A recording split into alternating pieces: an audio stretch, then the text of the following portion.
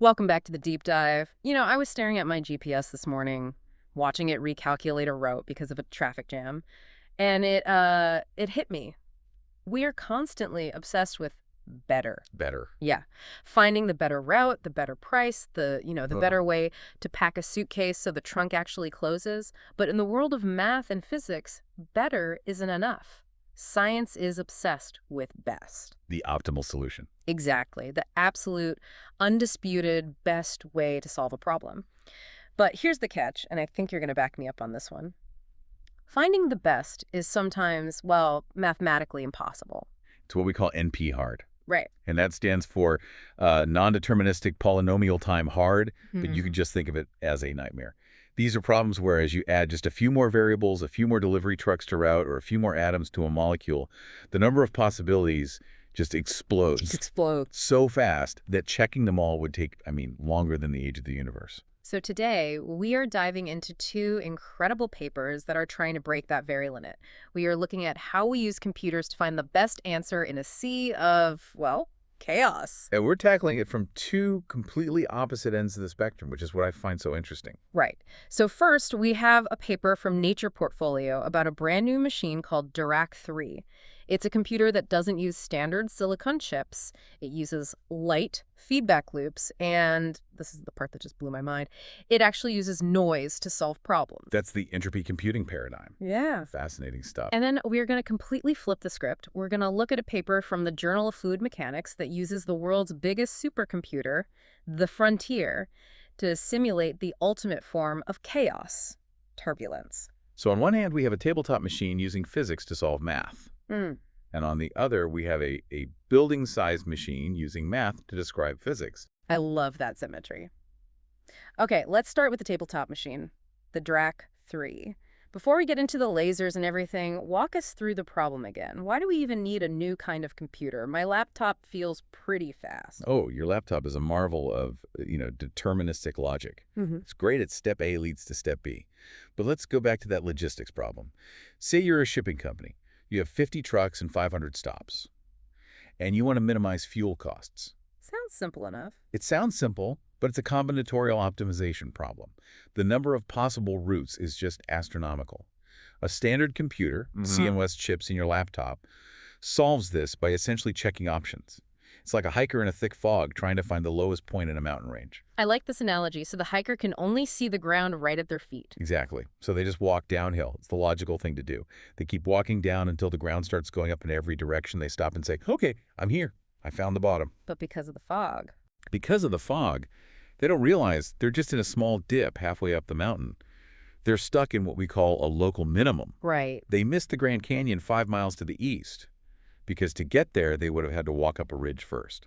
And in the real world, whether it's, folding proteins for a new drug or balancing a financial portfolio, getting stuck in that local minimum means you have a good solution, but not the best one. And that difference can cost billions. Right. Precisely. Yeah. So entropy computing, it changes the rules. Instead of a hiker blindly stepping downhill, imagine if you could just shake the entire mountain range. Shift a mountain. Or even better, imagine flooding the landscape with water.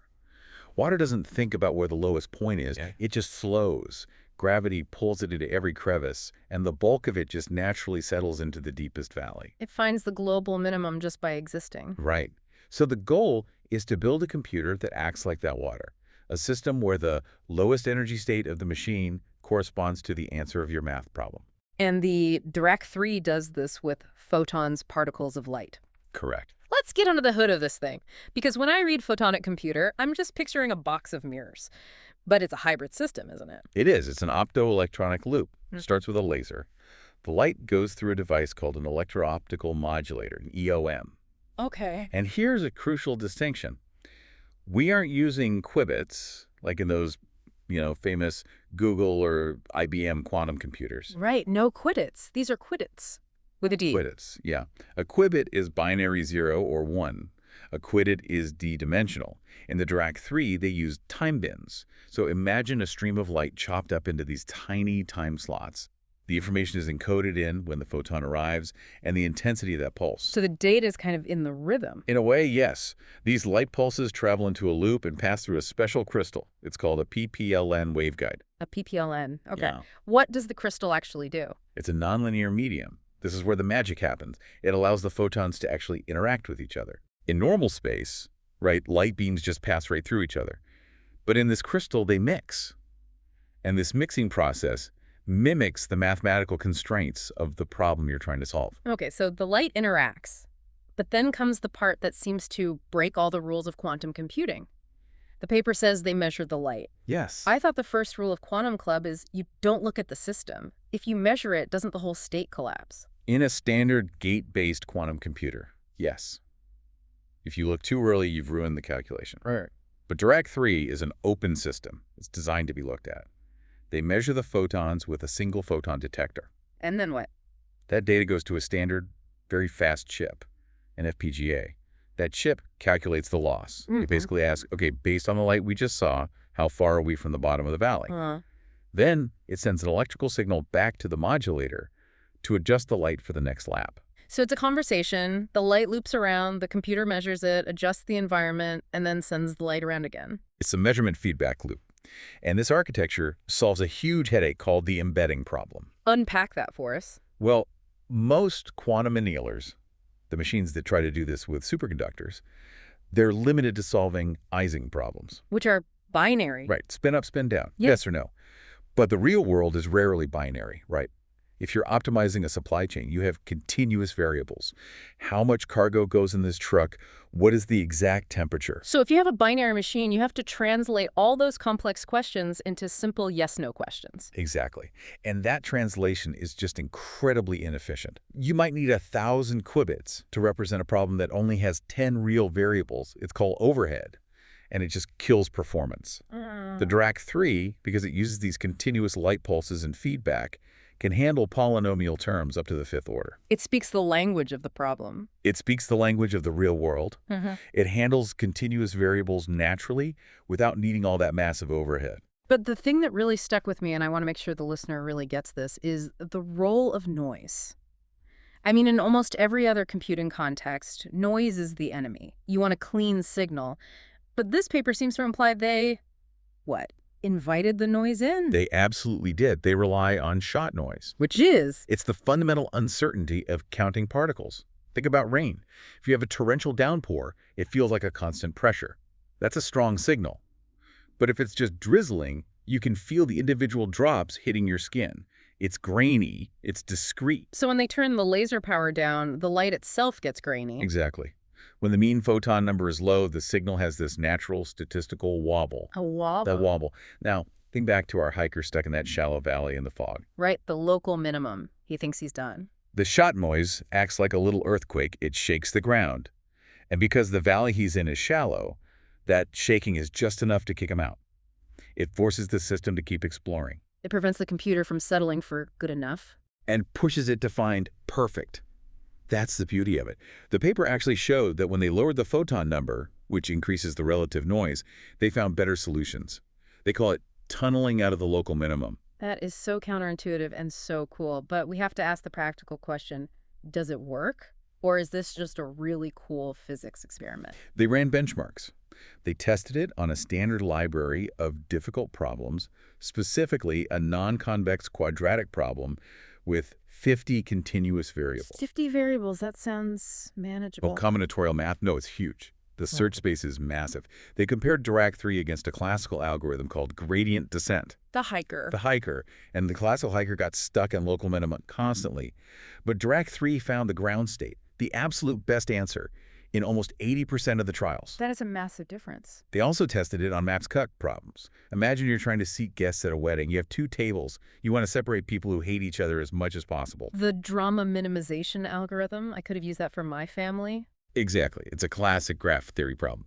On a 30-node graph, Dirac 3 beat a method called semi-definite programming, or SDP. And SDP is a big deal. SDP is the gold standard for approximation. It's extremely sophisticated math. And Dirac 3 beat it. And it did it without needing a cooling tower. Right, the power consumption. A whole optical setup draws less than 100 watts. That's a light bulb. A literal light bulb. Yeah. Compare that to a GPU cluster or a supercomputer doing similar optimization, which, burns megawatts. We are talking about a fundamental shift in efficiency for this specific class of problems. Speaking of megawatts, I want to pivot. We've been talking about a computer that fits on a table and uses the whisper of light to solve math. Now I want to talk about the beast, the Frontier supercomputer. The world's first exascale machine, yes. 1.1 exaflops. I don't even know how to visualize that number. It's 10 to the 18th calculations per second. A quintillion. I think I read that if every person on Earth did one calculation per second, it would take us 4 years to do what Frontier does in 1 second. That's insane. And researchers use this monster to look at something we see every single time we stir coffee. Turbulence. Turbulence is often called the last great unsolved problem of classical physics. We have the equations, the Navier-Stokes equations, that describe how fluids move. But solving them, actually simulating the chaos of a storm or the airflow over a wing, it's impossibly hard. Why? Is it just because there's a lot of air or water? It's because of the scale difference. In a turbulent flow, you have massive swirls, like the size of a hurricane. But that energy cascades down into smaller and smaller swirls, all the way down to microscopic eddies, where the energy finally turns into heat. The Kolmogorov scale. Exactly. To simulate the fluid correctly, you have to track the hurricane and the microscopic eddy at the same time. The grid you're calculating on has to be insanely fine. So this paper from the Journal of Fluid Mechanics, what did they actually build in the computer? They created a simulation on a periodic cube. It's basically a virtual box of fluid with 32,768 grid points on each side. 32,000 cubed. Yeah, which is Right. roughly 35 trillion grid points. It is the highest resolution simulation of its kind ever attempted. They reached a Reynolds number, which measures how turbulent the fluid is, of about 2,500. And that number, 2,500, that's high. That puts us into a realm of turbulence we usually only see in extreme engineering or, like, astrophysics. But even with the world's biggest computer, they hit a wall, didn't they? There was a problem. They did. It's the time problem. Even with Frontier, if you tried to run a movie of this fluid for just a few seconds of real time, it would take years of computing. You just can't step forward in time fast enough when your grid is that dense. So how did they get any results? They cheated. Well, they used a very clever technique called MRIS, multi-resolution independent simulations. How does that work? Think of it like this. Imagine you have a low-res video of a crowd. You want to see the details of their faces. You can't enhance the whole movie for an hour. It's too much data. So you take one frame, you use math to split the pixels, increasing the resolution, and then you just hit play for a split second. Just enough to see how the faces flinch or react. Exactly. They realized that the tiny swirls, the small-scale physics, react very, very fast. The big swirls take forever to turn over, but the tiny stuff adjusts almost instantly to the new resolution. So they run these short, high-res bursts, capture the data, and then they stop. And that was enough to confirm some major theories. It was. They were looking for something called the zeroth law of turbulence. Which sounds very ominous, like the zeroth law of robotics. It does sound sci-fi. But it's a fundamental, slightly skooky observation about fluids. We know that viscosity, the stickiness of a fluid, like honey versus water, is what dissipates energy. Viscosity stops the motion. Okay, so honey stops swirling faster than water. Makes sense. Right. But the zeroth law says that as you make the fluid thinner and thinner, less and less sticky, the rate at which it eats up energy doesn't drop to zero. It flattens out. It stabilizes to a constant positive value. Wait, so even if the fluid was essentially perfect, with almost no friction, it would still destroy energy at a set rate? Yes, because the turbulence itself, the chaotic folding and stretching, transfers the energy down to the microscale so efficiently that it will find a way to dissipate. It's like the fluid creates its own friction out of pure chaos. This simulation confirmed that law holds up even at these extreme exascale resolutions. They also found something called the bottleneck, which I assume isn't about traffic. It's an energy traffic jam. Imagine the energy cascading down from the big swirls to the small ones. It flows pretty smoothly until it hits the very bottom of the range, right before it turns into heat. What happens then? It piles up. Yeah. Just a little bit. The simulation showed this distinct bump in the energy spectrum. It's like the energy struggles to squeeze through that last little door into dissipation. And this only becomes visible at these massive Reynolds numbers. Correct. In smaller simulations, it's too blurry to see clearly. Frontier let them actually see the pileup. There was one more relationship they found that I think is just the most poetic part of this whole deep dive. The connection between dissipation and enstrophy. Yes, the two faces of chaos. So let's define them for everyone. Dissipation is the energy turning into heat. What is entropy? Entropy is a measure of the spinning. Technically, it's vorticity squared. If you see a tight, violent little tornado in the fluid, that's a spot of high entropy. And the paper says these two things, they act differently. They do. Entropy is much more intermittent. That means it's prone to extreme events. Most of the water is calm, and then wham, you get a localized, incredibly intense shredding motion. Dissipation is a bit smoother, a bit more spread out. So the spinning is wilder than the heating. In a sense. But here is the breakthrough. The researchers compare the probability curves of both. Basically, how likely you are to see extreme spinning versus extreme heating. And they found that even though they look different, they are mathematically tethered. Specifically, the probability of low entropy scales like the cube root of the probability of low dissipation. The cube root, that seems incredibly specific. It is. It's a precise geometric relationship. It means that these two phenomena aren't just random neighbors, they are locked together. That is wild. We are looking at a storm, something that looks completely random, and finding a cube root relationship deep in the guts of the math. It confirms that the spinning, the entropy, and the straining, the dissipation, they're dancing to the same underlying physics. They aren't independent. The chaos has a structure. It's like finding a skeleton inside a ghost. That is a very vivid way to put it, but yes. So let's pull this all together. We have two papers today. One says, let's use the chaos of photon noise to solve impossible math problems. And the other says, let's use the biggest calculator on Earth to map the chaos of fluids. And if you step back, the theme is randomness. How so? Think about the Dirac 3, the entropy computing approach. In that system, the randomness, the shot noise, was the fuel. It was the thing that allowed the computer to escape the trap. Without the noise, the computer fails. You get stuck. And in the turbulence paper? In turbulence, the randomness is the driver. The fluctuations are the physics. The zeroth law, the bottleneck, these are emergent properties of that chaos.